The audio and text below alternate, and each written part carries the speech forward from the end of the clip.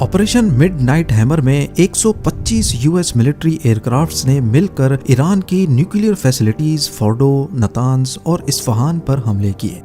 21 जून 2025 रात 2 बजे के करीब 7 B-2 स्पिरिट बॉम्बर्स मेडिटेरेनियन सी की तरफ से इजराइल और इराक के ऊपर से होते हुए ईरान में घुसे और ईरान की न्यूक्लियर साइट्स पर हमला किया। इन हमलों के बाद पूरी दुनिया की नजर ईरान की जवाबी कार्रवाई पर टिकी थी। पूरे मिडिल ईस्ट में 2 दर्जन से ज्यादा यूएस बेसेस मौजूद हैं और खदशा जाहिर किया जा रहा था कि ईरान इनमें से किसी भी बेस को निशाना बना सकता है। और फिर 2 दिनों के बाद वही हुआ।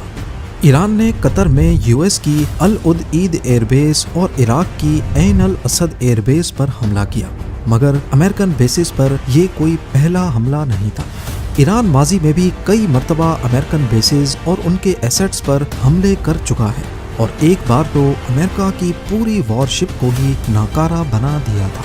आइए जानते हैं माजी के वो 4 वाकयात जब ईरान ने खुल्लम खुल्ला अमेरिका को गहरी चोट पहुंचाई थी। ज़ेम टीवी की वीडियोस में एक बार फिर से खुशामदीद। नाजरीन, 3 जनवरी 2020 को बगदाद एयरपोर्ट पर यूएस ने एक ड्रोन स्ट्राइक की जिसमें कासिम सुलेमानी की जान चली गई। वो सिर्फ ईरान के एक जनरल नहीं थे बल्कि सुप्रीम लीडर खमेनी के सबसे भरोसेमंद आदमी और मिडिल ईस्ट के चेस बोर्ड का सबसे ताकतवर मोहरा भी थे। उनकी मौत की खबर ने ईरान में सोग का आलम तारी कर दिया और अब ईरान ने इसका बदला लेने का फैसला कर लिया। जहां लोग सोच रहे थे कि ईरान सिर्फ शोर मचाएगा, वहां ईरान ने डिसाइड किया कि इस बार जवाब सीधा मिसाइल से होगा। ईरान ने ओपनली अमेरिका को धमकी दी और कहा कि अमेरिका ने हमारे सिपह सलार को मारा है, अब उसे इसकी कीमत चुकानी होगी। ऐन अल असद एयरबेस इराक के वेस्टर्न रीजन में अमेरिका की एक बहुत इंपॉर्टेंट बेस है। इस हमले के सिर्फ 6 दिनों के बाद 8 जनवरी 2020 को रात 1:20 पे दर्जनों फातेह और कयाम बैलिस्टिक मिसाइल्स आसमान में नजर आए और वो अमेरिकन एयरबेस पर आग की तरह बरस पड़े।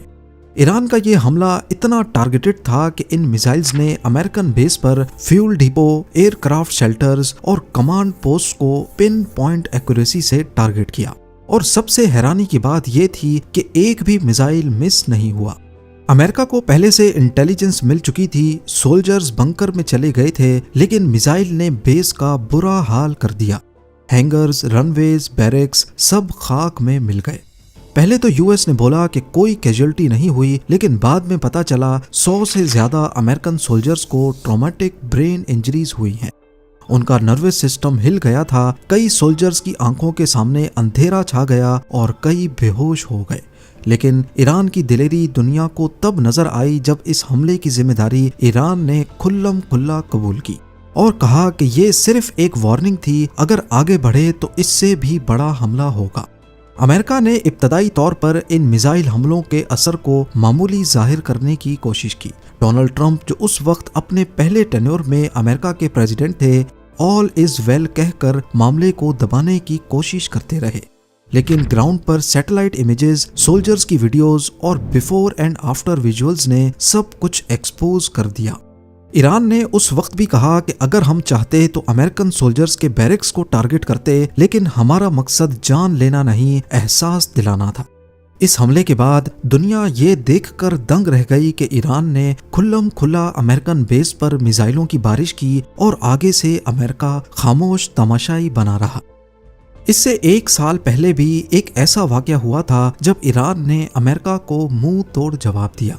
जून 2019 की एक पुरसुकून रात के दौरान ईरान की एयर स्पेस में 6000 करोड़ रुपयों का एक American drone RQ-4 global hoc दाखिल हो गया। लेकिन सिर्फ 20 सेकंड्स के अंदर अंदर ईरान ने अमेरिका के इस फख्र को आग में बदल दिया। हुआ कुछ यूं था कि 2019 में भी अमेरिका और ईरान के बीच टेंशन्स काफी हद तक बढ़ चुकी थी। उस वक्त भी डोनाल्ड ट्रंप ही अमेरिका के प्रेसिडेंट थे और उन्होंने ईरान पर सख्त सैंक्शंस लगा दिए थे। दूसरे मुल्कों को मना कर दिया कि कोई भी ईरान से तेल ना खरीदे। इसकी वजह से ईरान की ऑयल एक्सपोर्ट्स तकरीबन 0 के बराबर हो गई थी। इन सैंक्शंस की वजह से ईरान भी चुप नहीं था। पर्शियन गल्फ के अंदर ऑयल टैंकर्स की वेसल्स पर छुप छुप कर ईरानी प्रॉक्सीज के जरिए हमले हो रहे थे। अमेरिका ने ईरान के अंदर मिलिट्री मूवमेंट्स की जासूसी के लिए स्पाई ड्रोन का सहारा लेने का फैसला किया। यूएस नेवी का RQ-4 ग्लोबल हॉक एक अनमैन्ड ड्रोन ईरान की साहिली हदूद में दाखिल हो गया। इस ड्रोन का काम था आसमान से दुश्मन की हर हरकत पर नजर रखना और बराह रास्त यूएस कमांड को इत्तला देना। ये ड्रोन ईरान की हदूद में 60,000 फीट्स पे फ्लाई कर रहा था, जहां पर आम एयर डिफेंस सिस्टम काम ही नहीं करते। ईरान ने अपना सेवम खुर्दाद मिसाइल सिस्टम यूज करते हुए ड्रोन को लॉक किया और फायर कर दिया। अमेरिका के वहमो गुमान में भी नहीं था कि ईरान का मिसाइल सिस्टम 60,000 फीट्स तक काम करेगा। नतीजा ये निकला कि मिसाइल सीधा ड्रोन के सेंटर में लगा और पर्शियन गल्फ के ऊपर आसमान आग की रोशनी से चमक उठा। ईरान के मुताबिक ये ड्रोन उनकी समंदरी सरहद के 15 किलोमीटर अंदर घुस चुका था, लेकिन यूएस का कहना था कि ड्रोन इंटरनेशनल एयर स्पेस में ही था। पहले तो ट्रंप ने ईरान पर एयर स्ट्राइक्स करने की धमकी दी, लेकिन फिर कोई एयर स्ट्राइक नहीं हुई। आइए अब चलते हैं 1987 में। ईरान इराक वॉर के दौरान पर्शियन गल्फ में बहुत ज्यादा टेंशन्स फैल गई थी। ईरान कुवैती ऑयल टैंकर्स को पर्शियन गल्फ में निशाना बना रहा था, जिसकी वजह से पूरी दुनिया में ऑयल का बहरान पैदा होने का खदशा था। यही वो वक्त था जब अमेरिका ने ऑपरेशन अर्नेस्ट विल लॉन्च किया, जिसमें यूएस नेवी की वॉरशिप्स कुवैती ऑयल टैंकर्स को प्रोटेक्शन देती और एस्कॉर्ट करके बाहिफाजत अरेबियन सी तक पहुंचाती। 1 साल तक चलने वाला ये ऑपरेशन वर्ल्ड वॉर 2 के बाद यूएस नेवल कॉन्वॉय का सबसे बड़ा ऑपरेशन था। लेकिन अमेरिका के ऑपरेशन के बावजूद टेंशन्स कम नहीं हुई। तब अमेरिका ने कुवैती ऑयल टैंकर्स को रीफ्लैग करने की परमिशन दे दी, यानी कुवैत के कई टैंकर्स पर कुवैती फ्लैग हटाकर अमेरिका का फ्लैग लहरा दिया गया और फिर ऐलान किया गया कि अमेरिकन फ्लैग वाली शिप पर अगर ईरान ने हमला किया तो ये अमेरिका पर हमला तस्वुर किया जाएगा। ईरान कुछ वक्त तक बर्दाश्त करता रहा, लेकिन फिर 16 अक्टूबर 1987 को उससे रहा नहीं गया। MV आयल सिटी ऐसी ही एक कुवैती शिप थी जिसे रीफ्लैग करके अमेरिका का बना दिया गया था। ईरान ने Chinese made silk worm missile launch किया जो सीधा शिप के ब्रिज पर आकर लगा। ये 3000 kg का सबसोनिक मिसाइल था जो 120 किलोमीटर तक टारगेट को हिट करने की काबिलियत रखता था।